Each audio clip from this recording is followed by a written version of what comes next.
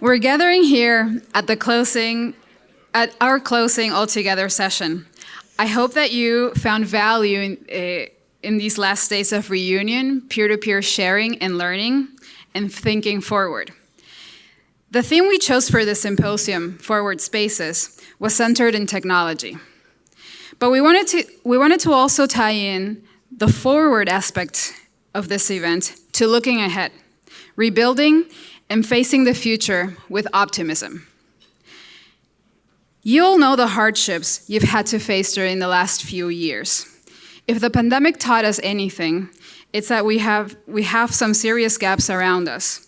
Gaps that had to do not only with the resources and services people in our cities need, but also the social infrastructure, both the buildings and spaces, as well as the social networks and partnerships to support them. Thus, the connection with public spaces. So, how can we plan for a better tomorrow if we don't address these gaps? And how can we deploy the tools we have at our disposal, including technology, to build better cities? Finally, can there be limits to using some of these tools or technology when we plan our public spaces, the way we design them and the way we keep them alive? In order to address these questions and prepare to look forward, we're closing today with a discussion on where technology can take us in urbanism. Much to say and much to think about. So I'd like to introduce our All Together session speakers. Leigh-Ann Buchanan, President of aīre Ventures. Please join us, Leigh-Ann.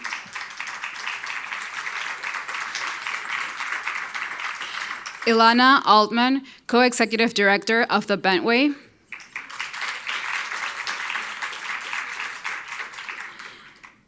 Jen Cheek, Director of Healthy Streets and Public Spaces at Urban Health Partnerships. And Shannon Mattern, Professor of Anthropology at the New School for Social Research.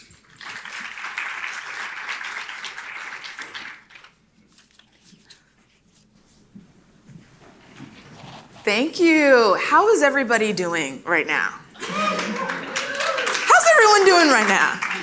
Okay, good. I know it's the end. I know we're sad. I know we're cold. But thank you so much for the energy, the engagement, the bold ideas. I just sat in a session about using technology in public spaces, and I was like, wow, this is amazing. So my name is Leigh-Ann Buchanan, and I serve as president at aīre Ventures, and I also serve as a strategic advisor, and looking at how we can use technology and innovation to help leaders, much like yourselves, embed what I call READY, racial equity, diversity, and inclusion, into their strategies for social investment. And this conversation is very near and dear to my heart and my fellow panelists. We had a great talk over lunch about so many ideas, but we're really talking about how do we make cities smarter? And often when we think about smart cities, about technology, mobility, but a smart city has to be, I think, one that allows us to be forward thinking, use innovation, but to do so in a way that balances the real challenges and opportunities of the human experience. How do we marry the built environment with the ability to think forward well past the 21st century? Right now we're looking at cities on other planets, kind of space exploration, but really right here in our own communities. Let's not lose sight of the opportunity to make our spaces for all and by all. So I don't want to read the bios of my esteemed guests, but I want to start off by just asking them to introduce themselves. How do you wish to present yourself to the world? Talk to us a little bit about your unique lens and really how you define technology. Do you want to start off at the end, Shannon? Sure, I will start. It's unfortunate you started with the academic who tends to overanalyze everything, but so I am an academic. I'm currently in an anthropology department at the New School in New York, where I was brought over a couple years ago to start a new program in anthropology of design and technology. But before that, I was in media studies, collaborating a lot with architects and urban planners, and pretty soon I'm moving to a new job at the University of Pennsylvania in art history. So my work blends a lot of different disciplines. I also don't just do academic research and teach, which is an integral part of my practice, practice also, but I collaborate often with museums and particularly with libraries. I'm the president of the board of the Metropolitan New York Library Council, which gives me a really different understanding of what constitutes community and public knowledge that might supplement or be a counterpoint to the way we've been thinking about data and computational intelligence today. So in terms of how I define technology, I've been trying to pay close attention, doing kind of a content analysis over the past 2 days.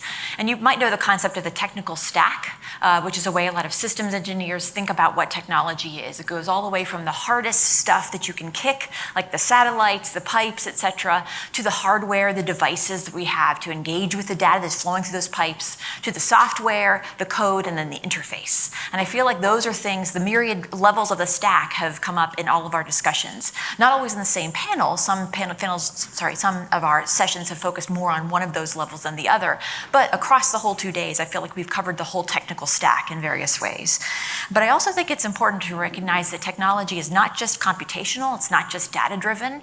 Bikes are technology, water fountains are technology, benches are technology. Also the discussion, the final keynote panel from yesterday, Rosie and some of the other panels were talking about oral history. We could say that that itself might be a way of manifesting a technology that kind of captures embedded community knowledge. So just I want to encourage us as we close out this time to think about how we can supplement data-driven technologies with more, not necessarily old school, because old tends to have negative connotations, but more analog and community informed and embodied ways of knowing too.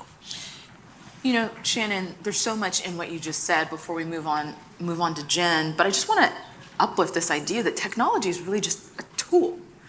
Sometimes we think technology is like my iPad, but it is a tool to achieve a certain end. And I think we're going to talk a little bit about how we utilize that tool and what are things we should keep in mind as we leverage technology as a tool. But Jen.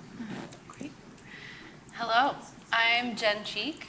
I am Director of Healthy Streets and Public Spaces with Urban Health Partnerships. Urban Health Partnerships, or UHP as we call it, is a South Florida-based nonprofit. We're working to improve streets and public spaces using community-centered approaches through projects and policies that really focus on health equity and access to opportunity.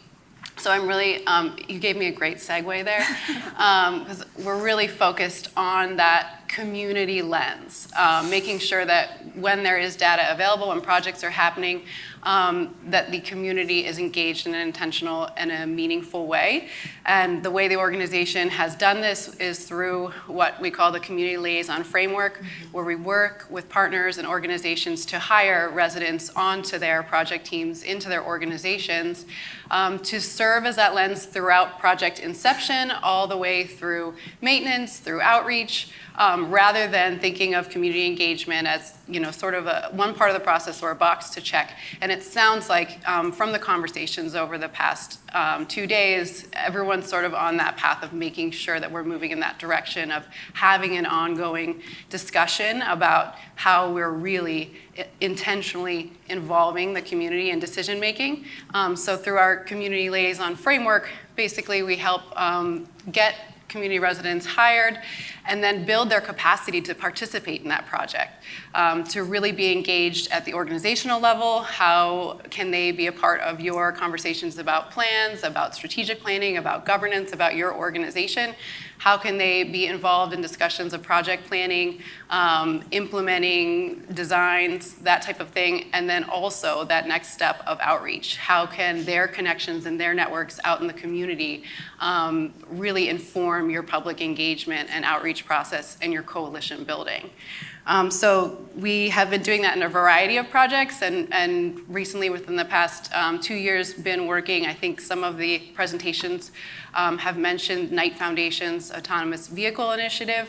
So we've been working with Miami-Dade County to sort of test this model, the Community Liaison Framework, in a bigger fashion across the Department of Transportation and Public Works, and really bring them, community members in to work with the department to answer this question of how will the community engage with autonomous vehicles as they're being introduced in various formats, and how can people really inform that process rather than have it sort of happen to them. So it's been a really exciting project, and that's the lens of where we're coming from right now. Thank you. Before we go to Ilana, the idea that we must develop frameworks and kind of strategies and processes around how we embed technology is something that I want to put a pushpin in for us to come back to. But talk to us about who you are, what you're doing, and how do you define tech? So I'm Ilana Altman, and I am the co-executive director of the Bentway Conservancy alongside my fellow co-ED, David Carey, hopefully he's in the audience here today.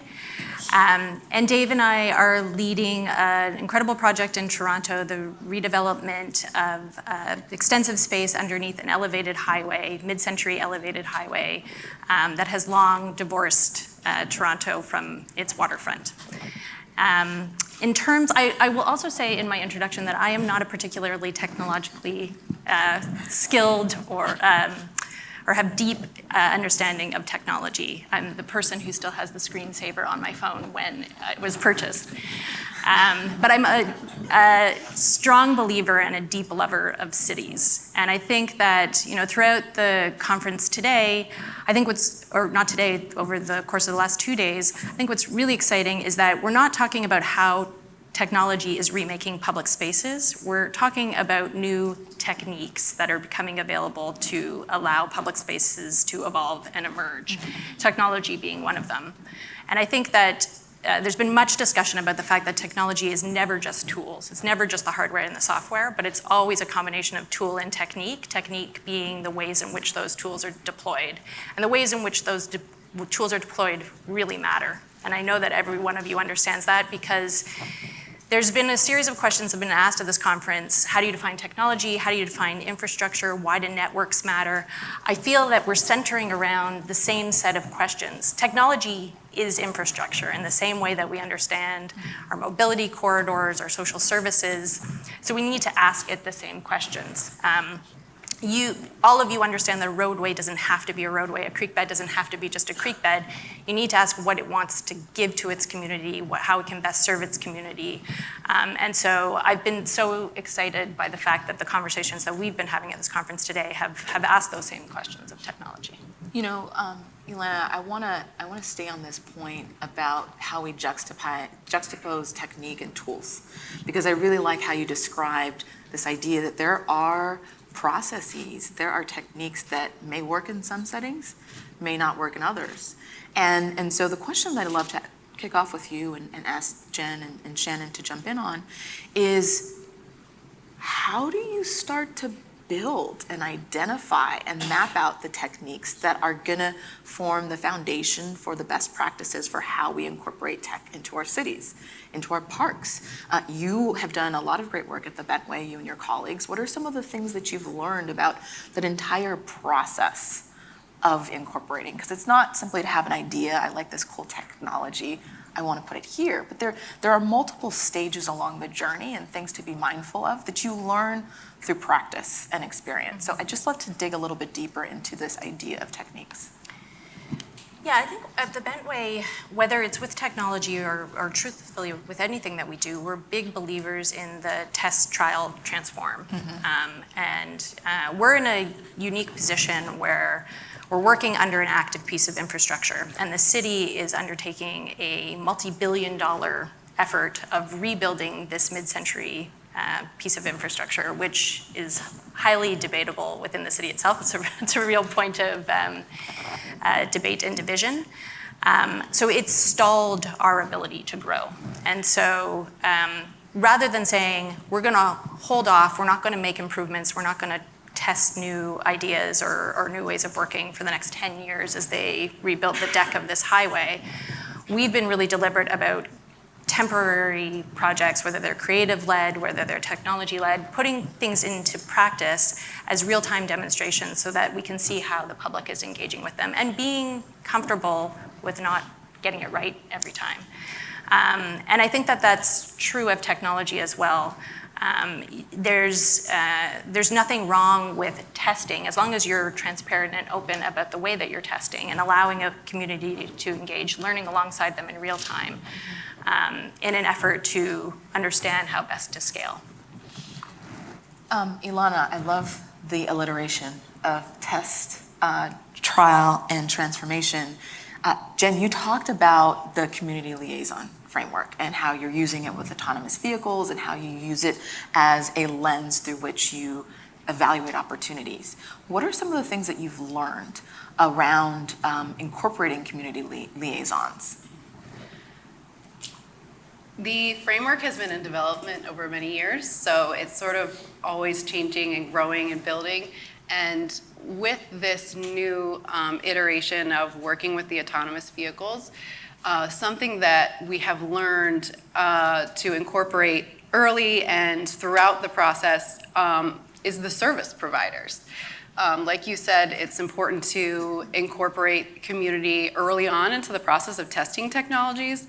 We have learned that since things are happening quickly, new things are being developed quickly, you can't always assume that a product comes to the market and that there was a really strong community or public testing component, that the interface wasn't really made to, or tested with people with disabilities or the people at the margins, older people. I think new technology, as it moves quickly, is sometimes just focused on one population, and as a community, as a city, as a county, you need to be bringing in more voices than that. So in some instances, the community liaisons were serving as that test case for the service providers. And that was not something that was anticipated because this was a new relationship. And mind you, I'm speaking about a variety of service providers. So we had community liaisons involved in 3 different types of testing with 3 different service providers, some having direct conversations with people developing the technology. So they're making changes to the app, to the tech, as they're having conversations with liaisons. We had other instances where the tech was already out in the world and we brought the community liaisons to test it in sort of a mystery situation where they were then to provide feedback after, and then we met up with the service providers. And then we also had situations where there was more of a demonstration of the product where they were able to provide feedback. In all instances, it was really important that the CLs could provide, community liaisons, we often refer to them as CLs, that they could provide that immediate feedback face-to-face with the county, with the service providers, but then also take that experience and take it back to their individual communities, tell their church network, their school network, their families about that experience, and continue to gather feedback from that broader group. So the community liaison framework is not just that direct face-to-face, it's bringing their network and building that coalition even further so that you can really bring more voices and develop these products because that is, we learned that service providers were really eager for that feedback and eager to make changes. So they were happy to have this opportunity to work with the CLs. So I'm not sure if that fully answered your question, but. Absolutely. And when we're talking about community liaisons, the idea behind engaging these folks is to make sure that there's representation, that we're hearing from different communities who we may not have reached originally, who we may not have relationships with, and we're using kind of borrowed social capital. And oftentimes when we're embarking upon projects like this, certain communities just are left behind. There are communities, I know here in Miami, sometimes historically Black communities are often left behind. Low to moderate income communities are not part of the conversation.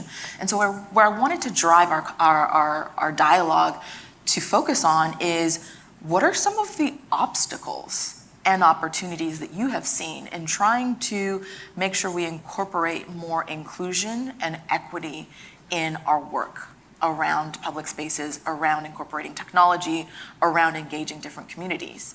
Because a lot of times we forget about the equity equation. I want to start with you, Shannon. Okay, so there again, I used the stack metaphor before. So here I think maybe a networked or kind of amalgamation metaphor might work as well. There are multiple places where we see inequity cropping up within the technological sphere. One would be the lack of representation of people working not only in the urban design or the design realm, but also in the technical field. So making sure you have people whose own personal subjectivities reflect those of traditionally marginalized communities. You also require an awareness of the inherent biases built into algorithms and data collection. So the whole kind of life cycle of a data set, where there are so many ways in which non-equity can be infused into that system. So being aware of that as well. And then also, I think, the third part which just flew out of my brain. So it's representation within the makers, awareness of the biases within the data set. And then also, I think I hope this isn't scooping one of your future questions you're going to ask, but we've talked about when you're presenting opportunities to a community to build literacy or to offer access, realizing that it's not simply a matter of giving people a set of out-of-the-box solutions and having them choose. Instead, there is actually the capacity for communities to build their own technologies. The idea of you can build your own internet is not something that really occurs to many people sometimes. But in our lunch, and I have some friends also who work in the world of mesh networks and community networks, where there are traditionally disenfranchised communities who aren't a strong market for commercial service providers.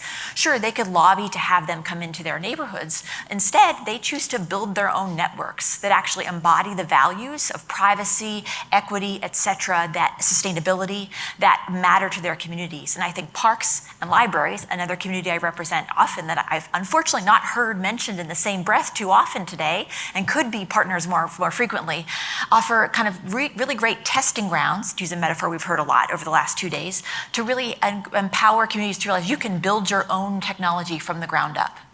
Yeah, the key really is in what you're saying, empowerment. A lot of times, so many communities have been disenfranchised in so many ways, and lack of empowerment is probably the indicator of where there's a lot of opportunity. Jen, what about you? One thing, a tool that we encourage people to use often similarly is rather than thinking of data in traditional ways, that it also is an engagement opportunity. The way that the communities can co-design and develop their own technologies, same with data collection systems. When you're creating your data collection plan or as we've heard a lot today, bringing it to the community and saying, what is important for you? And do you want to be engaged in this process? How can they be part of the data collection process rather than relying on quantitative only pieces of information? Is both an engagement process and also allows your information to be really relevant and able to tell the story that you want to tell. So making sure that community face is part of all those processes is so important. And the other thing was sort of the collective impact, co-designing the plans, the structure of and making sure that everyone's goals are the same allows you to build the coalitions that I've also been hearing every session talk about the importance of that coalition building. The Highline Network has provided these frameworks, this wonderful community tool where they think about park in versus park out, the way that they structure it, goals and resources, and that is so important when you're asking a community to come up with their own technology, their own data system, their own process, to make sure that it's being documented and creating a framework that everyone can understand and be engaged with, community, government, service providers, to allow you to build that coalition that can actually move toward a successful project. This idea of calibrating the interests. Mm-hmm. So government may have specific data that it wants. The community may have data that it wants. You, as kind of the owner of the space, may have data that you want. Finding a way to balance those interests, I think, is an obstacle that you've highlighted. But what's interesting for me in what you've articulated is the community may have insights on data that you don't even know you should collect. Just in the session before, we were having a conversation around accessibility and how having someone that's visually impaired do a tour of a public space gives you insight into things that you didn't even know you need to collect data on, spaces you may not know that there should be sensors installed into, and obstacles, maybe physical obstacles that you just not aware of. And so really centering community as experts, not just in providing feedback, when it's necessary, but people that hold unique expertise that are critical to any project, I think is something that I take away from what you shared. Now, Ilana, I'm curious to understand if you've had any challenges in any of the activation projects that the Bentway has undertaken to engage a community that maybe was reticent or hard to reach, or where you didn't have relationships, and how you may have been able to overcome that.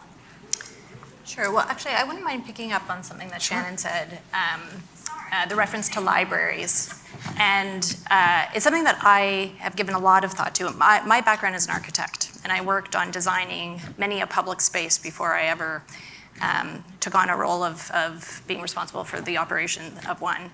And I remember, there were many a metaphor, public space as an agora, the public space as a stage.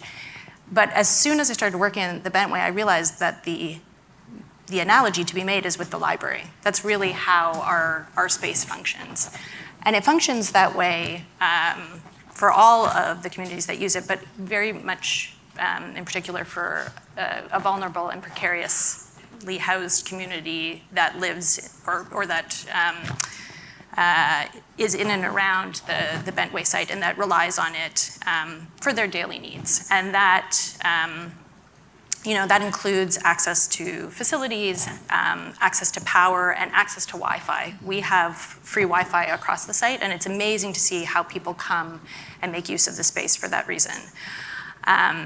I will also say that without our staff there, our on-site facilities team who are building one-to-one relationships with those visitors, I don't know that it would have been embraced in the same way, because much like a librarian in a library, they're not playing a single role of helping you to find information. They are really community liaisons in the most direct sense.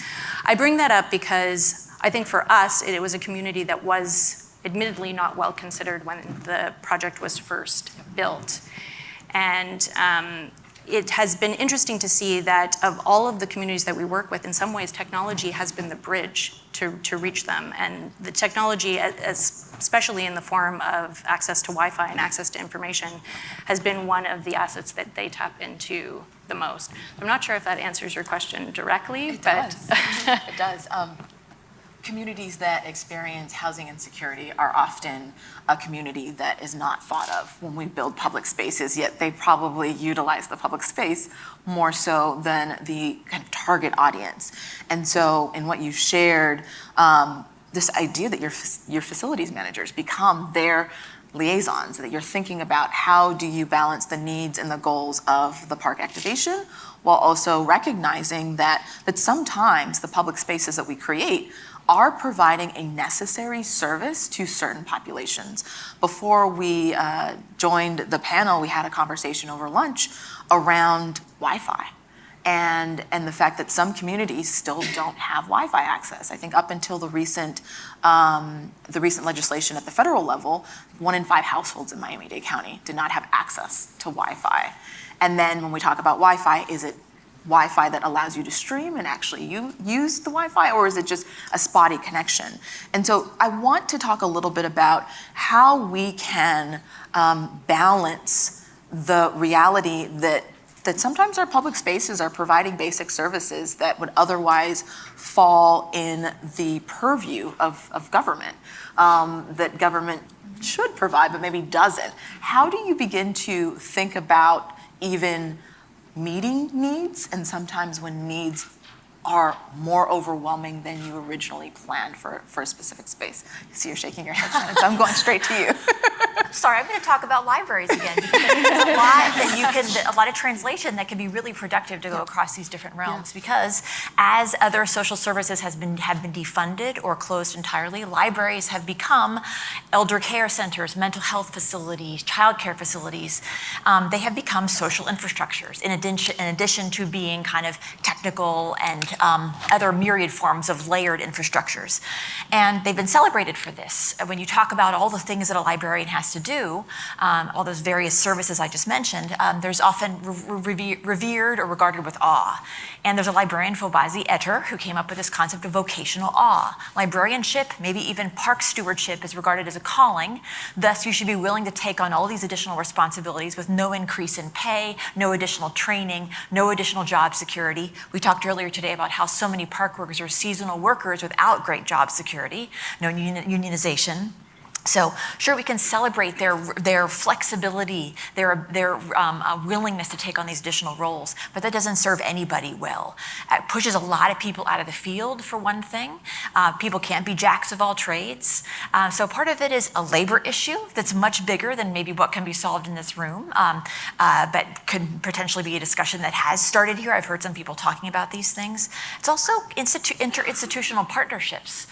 This is where, if you're doing an interesting, I just came from the Designing Democracy exhibit panel before this, thinking about if you want to ask, sure, you can maybe spark a discussion about what is democracy through an installation in the park, but then you could partner with your local public library where they've actually pulled out a special collection and they have public events. So there are so many interesting possibilities for partnerships for those fewer and fewer, more and more overstretched extant public institutions to share responsibilities rather than having each one have to continue to be a jack of all trades. But there has to be larger systemic, greater funding and support and valorization of this work rather than just having this be a Band-Aid solution.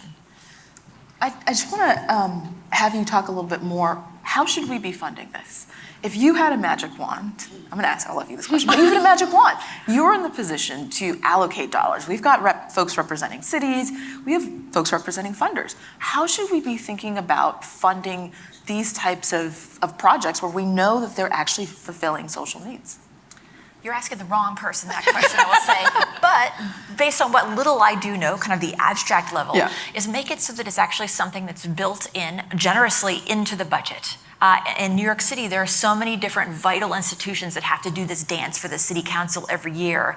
The mayor promises to cut the budget, and then there's a big kind of letter writing campaign, and then the city council people buy on. Often they'll buy on if they're the promise to have a new development. Innovation has come up multiple times. Innovation gets funded. Maintenance does not get funded. So maybe making maintenance actually something that's sexy, that people want to support, for one thing. This is why you probably should be the one funding these projects. Okay, Jen, same question. A lot of times we talk about the problem, we have our ideas, but if you were in the driver's seat, if you could think about how do we allocate these dollars, what is your advice for those that can put money into this? One thing that I wanted to mention was you mentioned maintenance. There was a conversation about language and the importance of design language versus how the community perceives those same processes. And I think that stewardship was the alternative word provided for maintenance, that instead of talking about maintenance, we should be thinking about stewardship. How are these resources being maintained? Who is their steward, and who is that coalition? And in funding that in general, that is part of what we're trying to promote through the community liaison framework, that you have communities part of your staff, that it's not just project-based, that it's ongoing, and that it's built into every budget, and that cities and counties can build that into every budget so that you're not having to train and find and recruit and hire and do outreach for every project, but rather you have this base of community advocates who are trained, who are ready to participate, and you can be called upon as needed. And you're really, by making that investment up front, you're setting yourself up for better projects, better decision making. You're preventing potentially really big missteps and mistakes by having this community engagement front-loaded and ready to go. So we are trying to build organizational capacity to think about that in their budgets moving forward, but same, I mean. So we need to fund people. We need to fund people from communities who have unique connections and expertise that are indispensable to public projects. And something else that I think we we forget about is there's so many inefficiencies in how we access public dollars. Participatory budgeting is a process that should probably be used in more cities, particularly when we have large-scale public-private partnerships like the ones that we're talking about. So we're missing out on an opportunity to innovate even in the processes. Ilana, I want to go to you because you partner in some respects with government. And I'd love to understand from your experience at the Bentway, what has been effective in working with government. We were kind of throwing our hands up on small ideas where the biggest obstacle had been government to execution. All the other stakeholders are on board, the funders are on board, the community's on board, but sometimes it is kind of the behemoth bureaucracy that exists in local government that stands in the way of innovating and using technology in different ways in public spaces. So just talk to us a little bit about your experiences and maybe some advice on working with local government. Sure. So, I mean, I'm speaking from both a Toronto and a Canadian context, and recognizing that there are differences between every city.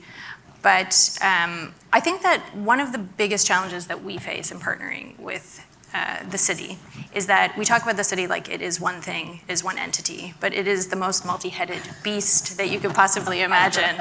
And with projects like ours, we're not just working with the Department of Transportation. We're not just working with Parks, Forestry, and Recreation. We are touching upon economic development and culture, and we're touching upon encampment services. We literally straddle all of the various city divisions. And what there is really a lack of is that ability to break down silos within local government. And I think that one of the things that our projects can do or can advocate for is subject matter expertise and positioning ourselves to local governments that we can be the bridge between the different departmental silos. We can be the creative force to look at how we can pull selective budgets. We can be the boots on the ground that understand what is needed from the various departments. But you can drive yourself crazy by running from one department to another department to another department, only to get through 5 yeses and get the 6th no that kicks you back to the start.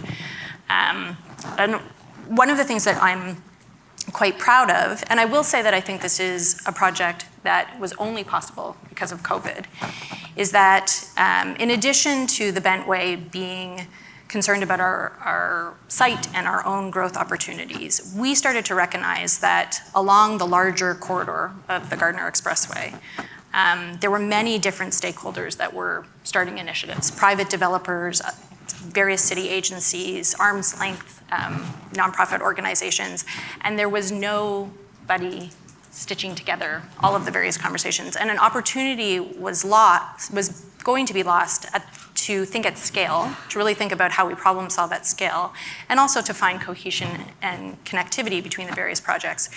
So we approached the city about coming on board as a nonprofit to partner with them on a public realm plan for the full 7-kilometer elevated stretch. And it's an unprecedented model within the city. And I believe that part of the reason we got a yes was because in COVID, they were so strapped for time. They were so oversubscribed that they were willing to take risks on new types of partnerships. And so we've really leveraged that to our ability. And we have become the convening body between all of the various city silos to be able to say we are talking about a common goal. We are talking about shared objectives. How do we begin to work together to achieve those? And this point about the connective tissue that has to exist when we're dealing in cities and with public spaces is not lost on this conversation. I've heard it throughout so many different breakout sessions and side sessions. And this makes me think about your book, Shannon. You have a book you just published called The City is Not a Computer and Other Urban Intelligences. And something that struck me was this idea that we should do more than reduce cities to information processing machines because it brackets out other important knowledge. And I think a lot of the knowledge that we're missing lies in the space in between the nodes. So while one part of government says something, another part of government says something, you as the go-between have a unique perspective on where there might be gaps and where there may be opportunities. And so, Shannon, I'd love for you to talk a little bit more about this idea that there's different pockets of information in cities. How do we begin to think about them? How do we begin to map them?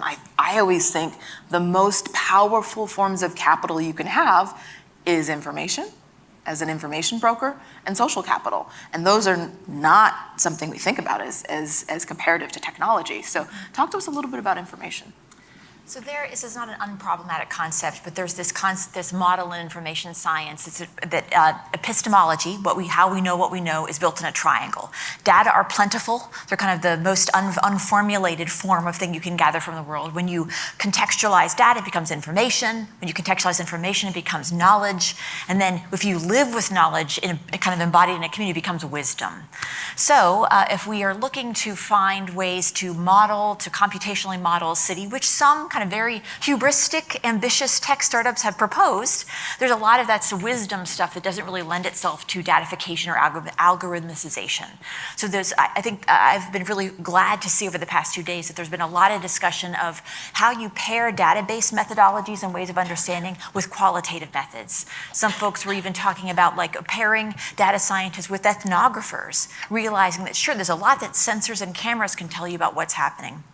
What if you put a college class in a park to watch how a new bike lane changes kind of modes of transit, or how people engage with your new kind of automated water fountains? I just wrote a piece about water fountains, so I'm kind of obsessed with them as a piece of public furniture. But so that's one way. But then also there's this a concept that I found really useful for that water fountains piece was by this political scientist, Bonnie Hodig, who wrote a book called Public Things. So she's arguing that there are certain things that aren't entirely publicly owned, but they're out in the public realm and everybody has a sense of ownership over them. Maybe things like a park bench or a water fountain. They're small, kind of charismatic, delimited things that multiple city agencies, multiple communities have a need for, a sense of ownership for, a sense that they know how they should and how they want them to work. So I feel like this is a great rallying point for discussions to bring together people with, again, who might be bifurcated or separated into different city agencies or communities who don't necessarily come together, is if you rally around the water fountain as a design project or as a project I worked on with the Architectural League, how do you redesign a branch library with minimal budget? So many people invested in this. It really gets a whole bunch of people at the table, and that library gives them something they are all invested in to be able to more easily translate their knowledges and maybe join forces to make the changes that need to happen. Yep. I think this idea that we can make designing fun. Like, it doesn't have to be boring. How many people love Post-it notes, by show of hands? I know Lily was here, she's like, I don't like Post-it notes. How many people use hackathons to understand how to use technology in their public spaces? Got someone over there? So hackathons. I once created a hackathon around how law enforcement officers can not shoot people in communities. It was epic. And so what you're saying is there's a wisdom of experience. And when we think about the design process, I think sometimes we forget that we need to design from a lens of empathy and really think differently about how do we incorporate the unique expertise and insights of many different communities. And so my question, and I definitely want you guys to get prepared because I want to open it up and hear from you, hear your questions. But my question is, how do you design from a lens of empathy to make sure that the spaces that we're creating actually facilitate more human connection?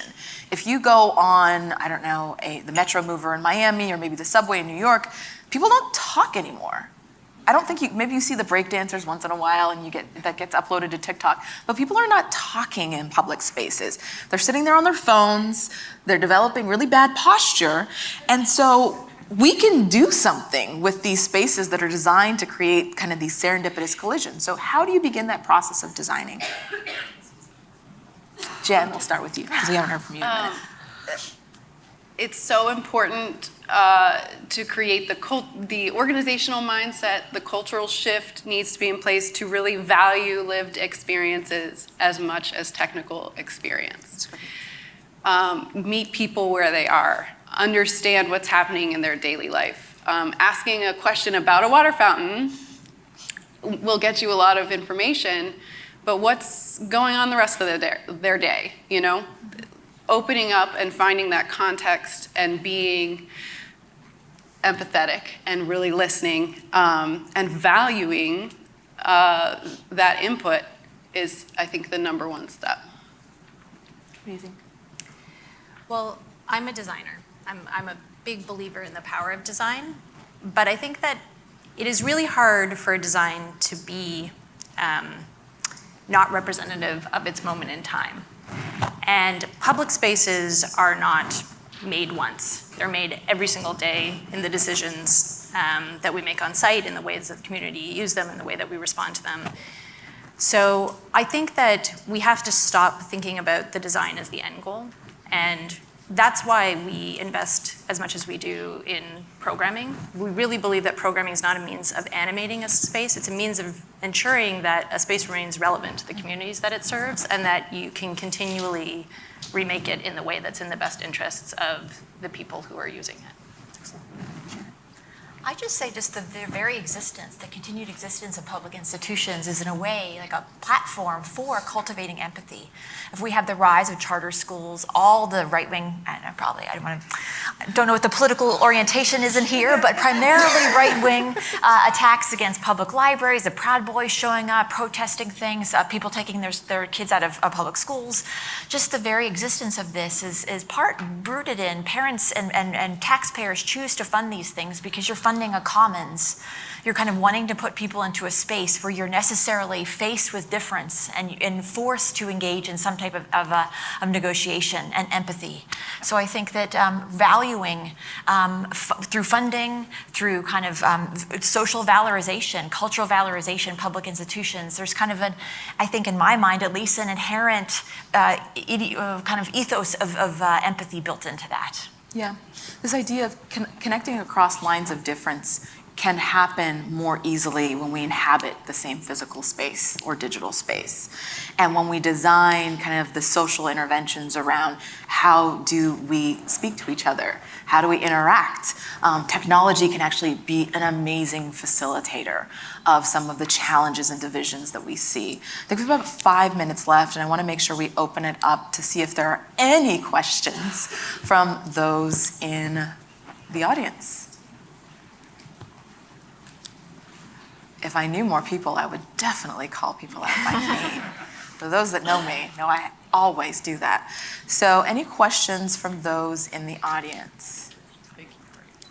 If there are none, I would love to see who's here from the underline. All right. We've got someone right up front from the underline. I would love for you to, after the question, jump in with the second question. Hometown privilege. Hi, I wanted to ask, what are the applications being created now, in particular for designers, to really embed the importance of engagement in co-design? I feel like these are the people who are coming in, creating these spaces on behalf of many different communities, but the lack of understanding about engagement and the consistency that's needed throughout a project is just missing. And a lot of parks in this room are utilizing very similar architects to build our spaces, but I know from a personal experience in the park that I work for, our renderings got a horrible kickback when I first started. And someone actually referenced the fact that they didn't feel seen in the renderings that we were putting out into the world.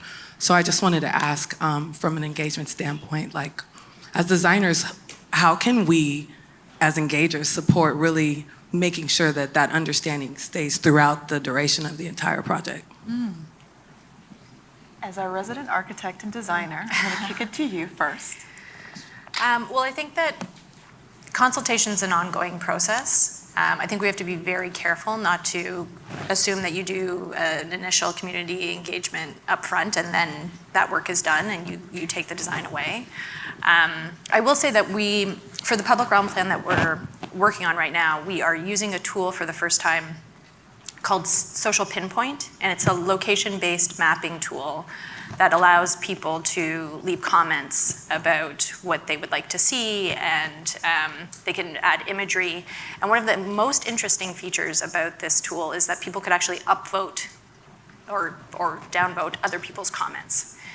And it was both, we employed it at a time when we still weren't comfortable with the idea of public gatherings in the same way, but it was a really good tool from my perspective that allowed us to combine synchronous and asynchronous feedback loops.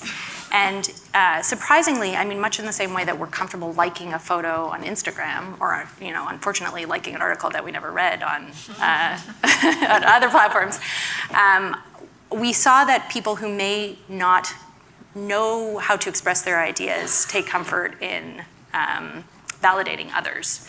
And so we're still experimenting with it, but I think it has a lot of legs in terms of a digital consultation tool. And the key, though, is that we need to be really deliberate about the questions that we ask, not to be over-deterministic about the questions that we ask, and we need to ensure that we don't just do it once, we do it at every stage in the design process. Something? Yeah, please do. My first book was about the design of public library buildings. I went around the country to look at 15 cities that were designing new libraries, and it was about the public process, how some of them really managed it well, others mismanaged, and it kind of echoes a lot of the insights that you just offered, Ilana. But also more recently, and apologies to the Sidewalk Labs people in the room, I wrote about the design process in Toronto and looked at kind of the aesthetics of participation. You had mentioned Post-it notes, and there's sometimes when you'll do a public process where Post-it notes are kind of meant to equate with democracy. Like, look, we let you move little colored blocks around a wall. You've co-designed with us. Yeah. So how do you not just kind of offer the semblance of democratic process, but actually really design the design process itself so that it's actually meaningfully integrative? And there are some consultancies who focus on this. There's a group in St. Louis, the Creative Reaction Lab, that does really good work, consultation. They have guidebooks. Everybody has a toolkit and a guidebook these days. They have their own to encourage you to think about equity and inclusion in participatory processes. As we think about one final takeaway, maybe a tweet-sized statement to encompass this conversation, but the conference overall, the thing that I would add to these answers is remember that there are different privileges and powers and mindsets in the communities you're engaging with. And so a lot of times just having a process of making it available doesn't actually mean that it's equitable.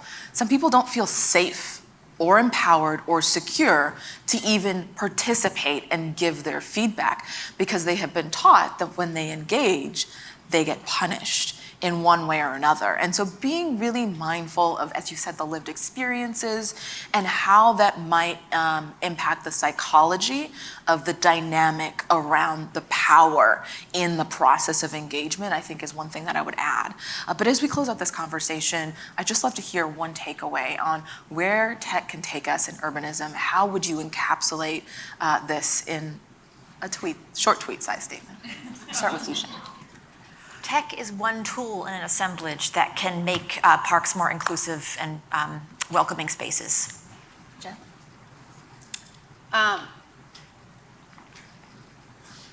Again, with valuing the lived experience, tech is only as good as the people who know about it and who use it, who are comfortable using it.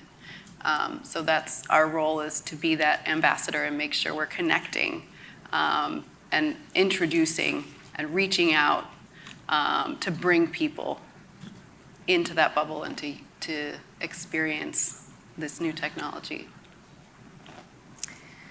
I would say that neither space nor technology is ever an end goal. The goal is always publicness. And if you bring the mindset of publicness to any tool or any outcome you're working with, you're likely to achieve a more equitable result. For me, when it comes to technology, I always go to my favorite quote, which is, we either live by intention or we exist by default. And so what default are you creating by not being intentional? Thank you so much for this conversation. Thank you, ladies.